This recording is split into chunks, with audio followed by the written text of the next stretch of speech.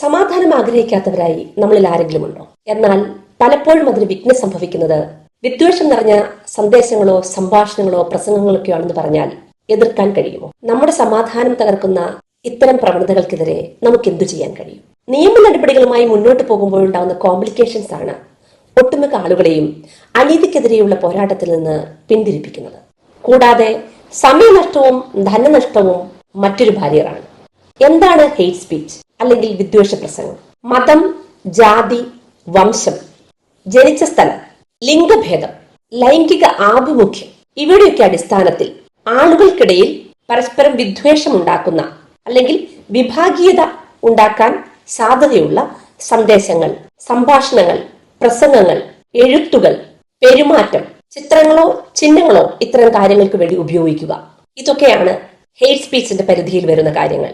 ഇത് നമ്മുടെ സമൂഹത്തെ എങ്ങനെയൊക്കെ ബാധിക്കാം? നമ്മുടെ സമൂഹത്തിന്റെ ഐക്യവും സമാധാനവും തകർക്കും. സമൂഹത്തിലെ മതസൗഹാർദ്ദം നശിപ്പിക്കും. ആളുകൾ തമ്മിൽ വെറുപ്പുളവാക്കും. ഇതിനൊക്കെ എതിരെ നമുക്ക് എന്ത് ചെയ്യാൻ കഴിയും? നിയമ നടപടികളുമായി മുന്നോട്ട് പോകുമ്പോൾ ഉണ്ടാകുന്ന കോംപ്ലിക്കേഷൻസ് എങ്ങനെ കുറയ്ക്കാം? എങ്ങനെ ധനനഷ്ടവും സമയനഷ്ടവും ഇല്ലാതെ കാര്യങ്ങൾ ചെയ്യാൻ കഴിയും?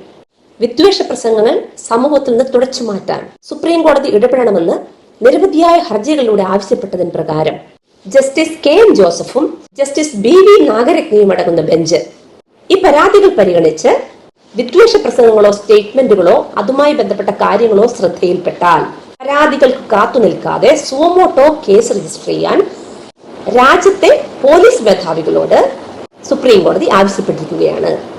അതുപോലെ തന്നെ സാധാരണ ജനങ്ങളായ നമുക്ക് ഇത്തരം ഹെയ്റ്റ് സ്പീച്ചുമായി ബന്ധപ്പെട്ട കാര്യങ്ങൾ ശ്രദ്ധയിൽപ്പെട്ടാലുടൻ അതിന്റെ രേഖകൾ ഏതെങ്കിലും ഒരു ഹെയ്റ്റ് സ്പീച്ച് കേട്ടുകൊണ്ടിരിക്കുകയാണെങ്കിൽ അത് റെക്കോർഡ് ചെയ്തിട്ട് അതല്ലെങ്കിൽ വാട്സപ്പിൽ കൂടെ വന്ന മെസ്സേജുകളാണെങ്കിൽ സ്ക്രീൻഷോട്ടുകളോ അല്ലെങ്കിൽ മറ്റെന്തെങ്കിലും മീഡിയത്തിൽ TV-യിൽ വന്ന കാര്യങ്ങളോ കമ്പ്യൂട്ടറിൽ കണ്ട കാര്യങ്ങളോ ഒക്കെ ആണെങ്കിൽ അതിന്റെ സ്ക്രീൻഷോട്ടോ റെക്കോർഡ് ചെയ്ത കോപ്പികളോ എടുത്തിട്ട് ഏത് സ്ഥലത്താണോ ഉള്ളത് ആ സ്ഥലത്തെ പോലീസ് മേധാവി CI മുതൽ മുകളിലേക്കുള്ള പോലീസ് മേധാവികൾക്ക് വാട്സപ്പ് സന്ദേശങ്ങളായോ അല്ലെങ്കിൽ പോലീസിന്റെ വെബ്സൈറ്റിൽ കൂടിയോ അവർ അധികാരികളുടെ ശ്രദ്ധയിൽപ്പെടുത്തിയാൽ ഇമ്മീഡിയറ്റ് ആയിട്ട് പോലീസ് അധികാരികൾ അതിൽ ആക്ഷൻ എടുത്തിരിക്കണം എന്നുള്ളതാണ് സുപ്രീം കോടതിയുടെ ഡയറക്ഷൻ.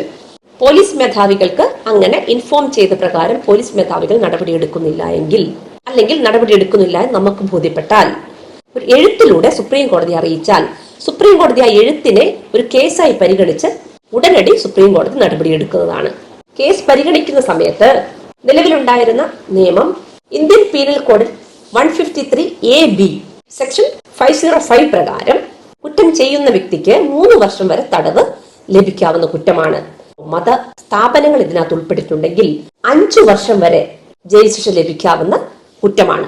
റെപ്രസെന്റേറ്റീവ് പീപ്പിൾസ് ആക്ട് പ്രകാരം ഒരാൾ കുറ്റക്കാരനാണെന്ന് തെളിഞ്ഞ് ഒരു ഫൈൻ ഇമ്പോസ് ചെയ്താൽ പോലും 6 വർഷം വരെ തിരഞ്ഞെടുപ്പിൽ മത്സരിക്കുന്നതിന് അയോഗ്യനാക്കുന്നതാണ്.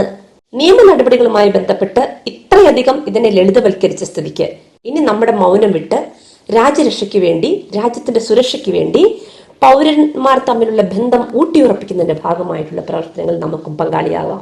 നെപ്പോളിയൻ പറഞ്ഞതുപോലെ നമ്മുടെ രാജ്യത്തിന്റെ വളർച്ചയ്ക്ക് എപ്പോഴും തടസ്സം നിൽക്കുന്നത് മോശം ആൾക്കാരുടെ പ്രവർത്തനം കൊണ്ട് മാത്രമല്ല, നല്ലവരായ നമ്മളെപ്പോലത്തെ ആൾക്കാരുടെ മൗനം കൊണ്ടുകൂടിയാണ്. ഇനിയും ഇതുമായി ബന്ധപ്പെട്ട ഒട്ടനവധി സംശയങ്ങൾ നിങ്ങൾക്കുണ്ടാവുമെന്ന് എനിക്കറിയാം. എല്ലാം കമന്റുകളായി ചോദിക്കുക, മറുപടി തരുന്നതാണ്. സാമൂഹ്യ പ്രസക്തമായ വിഷയങ്ങളുമായി വീണ്ടും കാണാം.